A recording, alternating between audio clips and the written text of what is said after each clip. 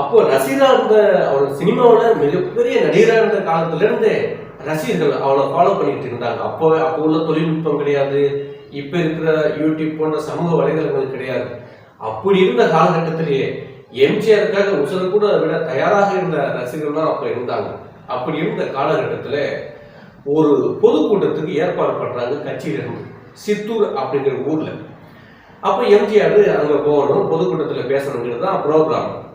சரின்னு சொல்லி எம்ஜிஆர் கார் போக போக அந்த ஊர், அந்த தாலுகான்னு சொல்லுவாங்க இல்லையா, அந்த ஒன்றிய அளவுல உள்ள நெருங்க அந்த ஊர் தெரு, ரோட்ல உள்ள பாலம், மலை, சுவரு, ஒரு இடம் கூட விடாத அளவுக்கு எம்ஜிஆருடைய வரவேற்பு போஸ்டர்கள் ஒட்டியிருந்தது.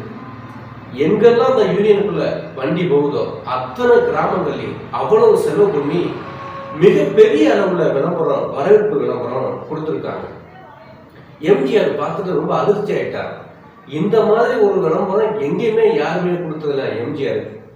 அதே மாதிரி அந்த மேடையில இருக்கிற மேடையும் அவ்வளவு பெரிய பிரமாண்டமான மேடையா அமைச்சு கொடுத்துருக்காங்க. சரின்னு சொல்லி யாரா இதுவரைக்கும் நமக்கு செய்யாத இவ்வளவு பெரிய பிரமாண்டமா யாராவது பண்ணியிருக்காங்க அப்படின்னு சொல்லிட்டு மேடையில மீட்டிங் முடிஞ்சு பேசி முடிச்சுட்டு வண்டி எடுத்துட்டு வந்திருக்காரு. அப்போ வரும்போது கட்சி நிர்வாகிட்டு கேட்டிருக்காரு, யாருங்க இவ்வளவு செலவு பண்றது, யாரு எதுக்கு இவ்வளவுதான் செலவு பண்ணீங்க அப்படின்னு சொல்லி கேட்டப்போ அப்போ அவர் சொல்லியிருக்காரு, இந்த மாதிரி ஒருத்தர் தான் இப்படி செலவு. ரொம்ப அதிர்ச்சியாகி போய் இவ்வளவு கலெக்ஷன் எப்படி பண்ணீங்க, இந்த அளவுக்கு பிரமாண்டமா செலவு பண்ணிருக்கீங்க, யாருமே எனக்கு பண்ணதில்லை அப்படின்னு சொல்லி விசாரிச்சிருக்காரு. அப்போ அந்த கட்சி நிர்வாகிகள் சொல்லியிருக்காங்க, இல்ல இது கலெக்ஷன் பண்ணது இல்லை, இது மொத்த அமௌண்ட்டுமே வந்து பாலிடெக்னிக்ல வேலை செய்யறவர் தேவராஜ் அப்படிங்கிறவர் தான் இதை பண்ணாரு, அவர் தான் மொத்த செலவு எடுத்துக்கிட்டாரு, கிட்டத்தட்ட ஒரு 12,000 ரூபாய் செலவா இருக்கு அப்படின்னு சொல்லியிருக்காரு. 12,000ங்கிறது இப்ப அப்போ உள்ள பணத்துக்கு 12 லட்சம் ரூபாய் வரும். அப்போ அவ்வளவு செலவு தனிப்பட்ட ஒரு மனிதர் எம்ஜிஆருக்காக பண்ணியிருக்காரு அப்படின்னு சொன்னா எம்ஜிஆர் அதிர்ச்சி ஆகிட்டா. என்ன நமக்காக இவ்வளவு ஒரு தனிப்பட்ட மனுஷன் அவன் சொந்த காசு போட்டு இவ்வளவு செலவு பண்ணியிருக்காப்புல, அவனை உடனே பார்த்தாரு அப்படின்னு சொல்லி எம்ஜிஆர் சொல்லியிருக்காரு. அப்போ ஆளு இன்னொன்று எல்லாருமே அவ்வளவு செலவு பண்ணிட்டு எம்ஜிஆர் கூட இருக்கணும், பக்கத்துல போட்டோ எடுக்கணும்னு ஆசைப்படுவாங்க. அந்த தொண்டர்கள் அதை கூட அவர் எதிர்பார்க்கவே இல்லையா. அவர் பாட்டுக்கு எம்ஜிஆருக்கு ஒரு நோட்டீஸ் அடிச்சுட்டு போஸ்டர் அடிச்சுட்டு வரவேற்பு செலவு 12,000 ரூபாய் அப்ப செலவு வந்துட்டு அவரோட போயிட்டாரு. எம்ஜிஆர் இல்லை, அவர் எங்கேயா தேடி பிடிச்சி கூட்டிட்டாங்க, பார்த்தே ஆகணும் அப்படிங்கிறப்ப தேடி பிடிச்சி பார்த்தா ஆளை காணும். ஊருக்கு வெளியில போய் வண்டியை நிப்பாட்டி இன்னும் தேடி பாருங்க, நான் அதை விட்டு வண்டி வச்சு நான் போக மாட்டேன், அவரை நான் பார்த்தே ஆகணும் எம்ஜிஆர் குழந்தை மாதிரி அடம் பிடிச்சிருக்காரு. சரின்னு சொல்லி வேற வழி இல்லாம கட்சி நிர்வாகி கூட அந்த ஒன்றியம் முன்னா எங்க இருக்காரு தெரியல. ஏன்னா முன்னாடி போன் செல்போன்லாம் கிடையாது. அவர் வீட்டுக்கு போனா வீட்டுல வெளியில போயிட்டான்னு சொன்னாங்க, கம்பெனிக்கு போனா கம்பெனி இல்லை அப்படின்னு சொல்லி ஒரு கட்டத்துல ஆளை பிடிச்சிட்டாங்க. பிடிச்சி எம்ஜிஆர் கூட்டிட்டு வந்திருக்காங்க. எம்ஜிஆர் காரை உட்கார சொல்லியிருக்காரு. அப்பதான் முதல் அவரை பாக்குறாரு. ஏங்க இவ்வளவு செலவு பண்ணீங்க, என்னங்க இப்படி இவ்வளவு செலவு பண்ணலாமா, 12,000 சாதாரண பணமா, கொஞ்சம் எளிமையாவே பண்ணலாமே அப்படின்னு சொல்லியிருக்காரு. இல்லைங்கய்யா, எனக்கு உங்களை ரொம்ப பிடிக்கும். இவ்வளவும் அவர் கட்சி பொறுப்புல எதுவுமே கிடையாது, உங்களை எனக்கு ரொம்ப பிடிக்கும்யா, நான் உங்க மேல உள்ள பாசத்துல தான் பற்றுல தான் நான் செஞ்சேன், அதனால ஒன்றும் எனக்கு பிரச்சனை இல்லை அப்படின்னு. ஆனா கொஞ்சம் கடனும் வாங்கி செஞ்சிருக்காரு. அப்போ உண்மையிலேயே உங்க பணமானதுல கொஞ்சம் கடனும் வாங்கி தான் செஞ்சேன் அவங்க உடனே அதிர்ச்சி ஆகி எம்ஜிஆர், இப்படிலாம் கடன் வாங்கி செலவு பண்ணலாமா, அப்படி ஒரு பொதுக்கூட்டம் நடத்தினா நான் வரவே மாட்டேன், எப்பவுமே எளிமையா தான் பண்ணணும், அனாவசியமா செலவு பண்ணக்கூடாது அப்படின்னு சொல்லிட்டு சரி என் கூடவே வாங்க அப்படின்னு சொல்லிட்டு நேர கார்ல அவரை கூட்டிக்கிட்டு சென்னைக்கு கிளம்பிட்டார். சென்னைக்கு எம்ஜிஆர் கூட தேவராஜ் அவரும் பயணம் மேற்கொள்றாரு. கார் போய்கிட்டு இருக்கு. அப்போ நிறைய விஷயங்கள் பேசிட்டே போறாரு. நேர ராமாவரம் தோட்டத்துக்கு போய் முதல் வேலையா ஒரு சூட் கேஸ்ல இருந்து 12,000 ரூபாய் எடுத்து அவருக்கு கொடுக்காரு. நீங்க செலவு பண்ண காசை நீங்க வச்சுக்கோங்க, இனிமே இந்த மாதிரி செலவு பண்ணக்கூடாது, தவறு இருக்கு, உங்களுக்கும் குடும்பம் இருக்கு, குடும்பத்துல பாருங்க, அதுவும் கடன் வாங்கி வேற செலவு பண்ணிருக்கீங்க சொல்லி அவர் மறுக்கிறாரு. வேணாம், நீங்க பரவாயில்ல, உங்களுக்காக தானே செஞ்சேன், பரவாயில்ல நீங்க வைங்க அப்படின்னு சொல்லி அந்த பணத்தை கொடுத்து அனுப்பிடுறாரு. கொஞ்ச நாள் ஒரு வருஷம் ஆகுது. ஒரு வருஷம் கழிச்சு இவரு எம்ஜிஆர் போய் பார்க்கிறார். தேவராஜ் பார்த்தோன்னே, என்ன தேவராஜ் எப்படி இருக்கீங்க, நல்லா இருக்கீங்களா, என்ன விசாரிக்கிறார். நல்லா இருக்கீங்கயா, ஆனா ஒண்ணும் இல்லை, கட்சின்னே நான் அலைஞ்சிக்கிட்டு இருப்பேன், அதனால அடிக்கடி லீவ் போட வேண்டி இருந்தது, கம்பெனில இருந்து வேலையை விட்டு நிறுத்திட்டாங்கயா, வேலை என்ன பண்றதில்ல, வேலை இல்லை அப்படின்னு சொல்லி வருத்தப்பட்டு எம்ஜிஆர்ட்ட சொல்லியிருக்காரு.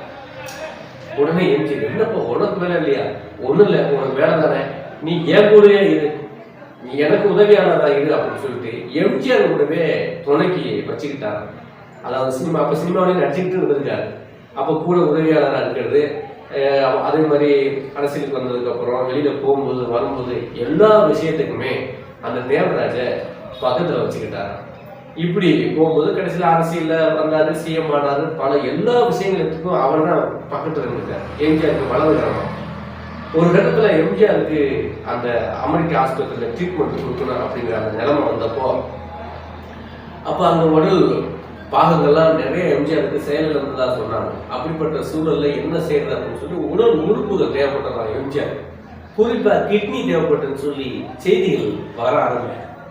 அப்போ என்னன்னா தொண்டர்கள் கூட பரபரப்பாயிட்டாங்க, கட்சியெல்லாம் பரபரப்பாயிடுச்சு. என்னடா பண்றது, எம்ஜிஆருக்கு கிட்னி கொடுக்கணுமே அப்படின்னு சொல்லிட்டு அப்போ ஒருத்தர் லெட்டர் போட்டிருக்காரு அமெரிக்கா அந்த டாக்டருக்கு, எனக்கு அனுமதி கொடுங்க, நான் கிட்னி கொடுக்கணும் எம்ஜிஆருக்கு அப்படின்னு சொல்லி. யார் எம்ஜிஆருக்கு கிட்னி கொடுக்க தயாரா இருந்தாங்க அப்படின்னா அந்த தேவராஜுங்கிற அதிமுக தொண்டர்.